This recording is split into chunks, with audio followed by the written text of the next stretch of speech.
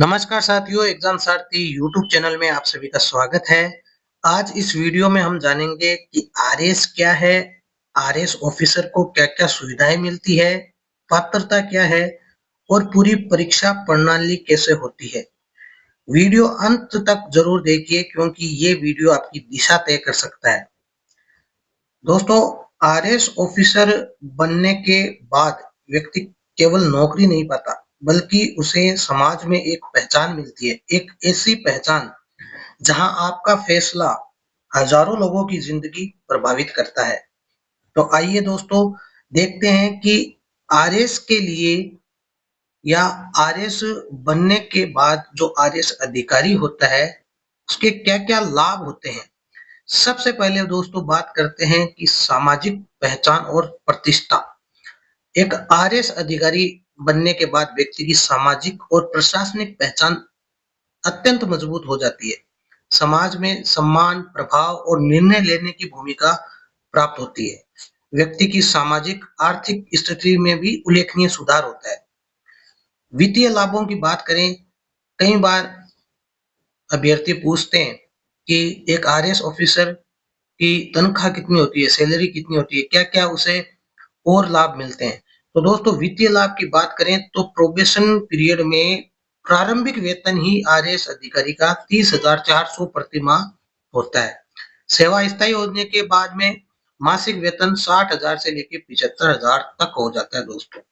इसके अतिरिक्त सरकार द्वारा दी जाने वाली सुविधाओं का जो मूल्य है वो लाखों रुपए प्रति माह तक होता है। सुविधाएं और जो विशेष लाभ मिलते हैं एक आरएएस अधिकारी को, वो क्या-क्या है? सरकारी आवास मिलता है, ड्राइवर सहित आधिकारिक वाहन मिलता है, सुरक्षा कर्मचारी मिलता है, पर्सनल डोमेस्टिक असिस्टेंट मिलता है, सरकारी स्वास्थ्य सेवाएं सुविधाएं मिलती है, प्रशासनिक और वैधानिक शक्तियां भी मिलती है। विशेष रूप से जो रेवेन्यू एडमिनिस्ट्रेशन और लॉ एंड ऑर्डर से जुड़े अधिकारी होते हैं, उनको जो है अत्यधिक अधिकार प्राप्त होते हैं। नेक्स्ट दोस्तों बात करते हैं कि एक आरएएस अधिकारी के करियर में प्रगति कैसे होती है। आरएएस अधिकारी जो है वो सामान्यतया एसडीएम यानी सब डिविजनल मजिस्ट्रेट से अपना करियर शुरू करता है। अनुभव और पदोन्नति के साथ अधिकारी एडिशनल कलेक्टर, कलेक्टर, कमिश्नर और सेक्रेटरी जैसे पदों तक पहुंच सकता है। कुछ मामलों में राज्य सरकार से प्रतिनियुक्ति पर भारत सरकार में भी उच्च पदों पर कार्य करने का अवसर मिलता है। अगर आप कम एज में एक आरएएस अधिकारी बन जाते हो, 22 साल की उम्र में, 22-23 साल की उम्र में, तो निश्चित तौर पर भारत सरकार, केंद्र सरकार में भी उच्च पदों पर पहुंच सकते हो। दोस्तों, अब बात करते हैं कि आरएएस का एग्जाम देने के लिए क्या-क्या पात्रता है, एलिजिबिलिटी क्राइटेरिया क्या है। तो सबसे बेसिक क्राइटेरिया है आपकी नेशनलिटी, यानी जो भी कैंडिडेट है उसका भारतीय नागरिक होना अनिवार्य है। अन्य राज्यों के जो भी उम्मीदवार आवेदन करते हैं वो आवेदन तो कर सकते हैं, लेकिन उन्हें अनरिजर्व कैटेगरी यानी सामान्य उम्मीदवार के तौर पर माना जाएगा। दोस्तों, शैक्षणिक योग्यता की अगर बात करें तो उम्मीदवार के पास यूजीसी द्वारा मान्यता प्राप्त विश्वविद्यालय से ग्रेजुएशन की डिग्री होना आवश्यक है। साथ ही साथ ग्रेजुएशन में जो डिवीजन या परसेंटेज है उसका यहाँ पर कोई रोल नहीं होता है। अंतिम वर्ष के जो छात्र होते हैं, जो ग्रेजुएशन में अंतिम वर्ष में है, अध्ययनरत छात्र, वो भी आवेदन कर सकते हैं, लेकिन शर्त ये है कि मेन एग्जाम से पहले आपकी डिग्री पूरी हो जानी चाहिए। आयु सीमा की अगर दोस्तों बात करें तो न्यूनतम आयु सभी के लिए 21 वर्ष है, कोई भी कैटेगरी का हो, और अधिकतम आयु कैटेगरी वाइज अलग-अलग होती है। अगर बात करें जनरल कैटेगरी की तो पुरुषों के लिए 40 वर्ष, महिलाओं के लिए 45 वर्ष। एससी, एसटी, ओबीसी, एमबीसी और ईडब्ल्यूएस कैटेगरी के कैंडिडेट्स के लिए पुरुषों के लिए 45 वर्ष, महिलाओं के लिए 50 वर्ष। विधवा, परित्यक्ता आदि जो महिलाएं उम्मीदवार है उनके लिए कोई ऊपरी आयु सीमा नहीं होती। दोस्तों, अगर बात करें नंबर ऑफ अटेम्प्ट्स की, प्रयासों की संख्या कितनी मिलती है, तो दोस्तों जैसे यूपीएससी में प्रयासों की एक सीमित संख्या होती है, उसके विपरीत आरएएस परीक्षा में प्रयासों की कोई अधिकतम सीमा नहीं है। इसी तरीके से उम्मीदवार आयु सीमा के भीतर कितनी भी बार परीक्षा दे सकता है। अब बात करते हैं आरएस परीक्षा पैटर्न के बारे में। तो आरएस परीक्षा के कुल 3 चरण होते हैं: preliminary exam, mains exam, interview. बात करते हैं प्रिलिमिनरी एग्जाम यानी कि प्रारंभिक परीक्षा। ये एक ऑब्जेक्टिव एमसीक्यू आधारित परीक्षा होती है। इसका उद्देश्य मेन एग्जामिनेशन के लिए उम्मीदवारों को फिल्टर करना या उनकी छंटनी करना होता है। परीक्षा की अगर बात करें तो कुल 150 प्रश्न रहते हैं, जिनके टोटल अंक जो है वो 200 रहते हैं। समय 3 घंटे का मिलता है। नेगेटिव मार्किंग 1/3 होती है। दोस्तों ये क्वालिफाइंग नेचर की परीक्षा होती है और इसके जो अंक है वो फाइनल मेरिट में नहीं जुड़ते हैं। केवल मेंस परीक्षा में क्वालिफाई करने के लिए, छंटनी करने के लिए ये एग्जाम होता है।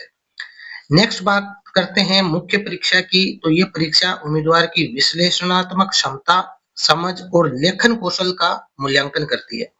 प्रश्न जो होते हैं वो डिस्क्रिप्टिव और एसे टाइप होते हैं।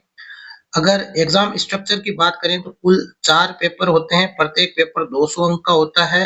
हर पेपर में 3 घंटे का समय मिलता है और टोटल 800 अंकों की ये मेंस परीक्षा होती है। दोस्तों ये मेरिट डिटरमाइनिंग स्टेट होती है।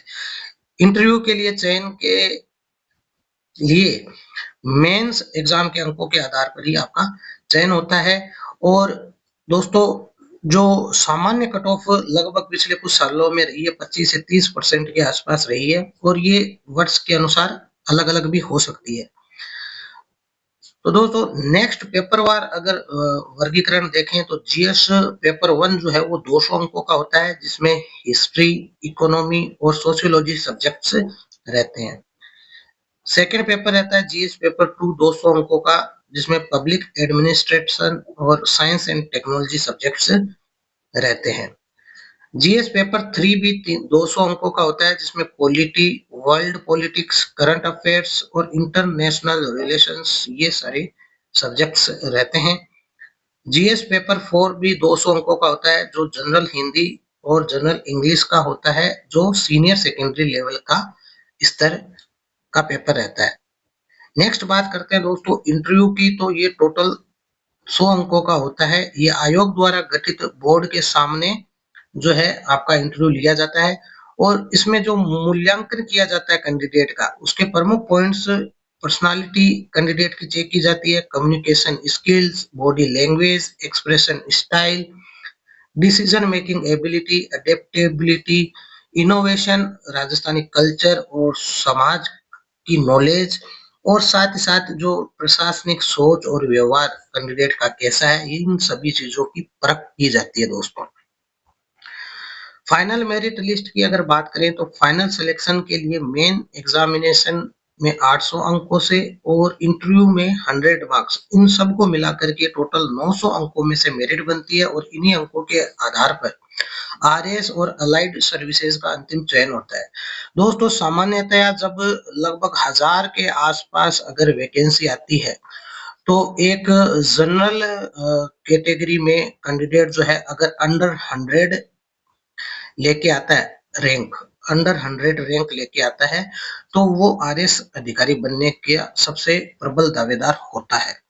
क्योंकि जो जितनी हाई रैंक पे, जितनी मतलब कम रैंक पर और जितनी अच्छी रैंक पर कैंडिडेट आता है, आरएस की पोस्ट मिलने की सबसे ज्यादा चांस होते हैं। उसके बाद आरपीएस, राजस्थान पुलिस सेवा और अन्य अलाइड सर्विसेज आती हैं।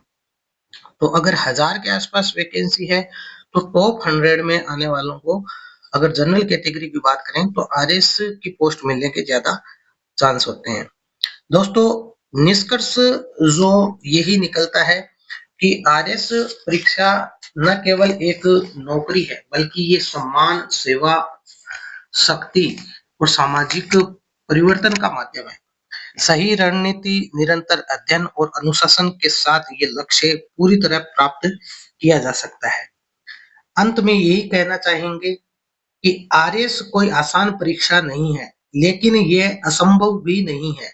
अगर आपके अंदर धैर्य है, अनुशासन है और रोज खुद से लड़ने की ताकत है, तो एक दिन लोग आपको नाम से नहीं, पद से बुलाएंगे। एसडीएम साहब। दोस्तों अगर ये वीडियो आपको सही दिशा देता है तो इसे लाइक करें, चैनल को सब्सक्राइब करें और कमेंट में लिखें आरएस 2026 में जरूर बनूंगा। जय हिंद। आप सभी को गणतंत्र दिवस की बहुत बहुत शुभकामनाएं। धन्यवाद।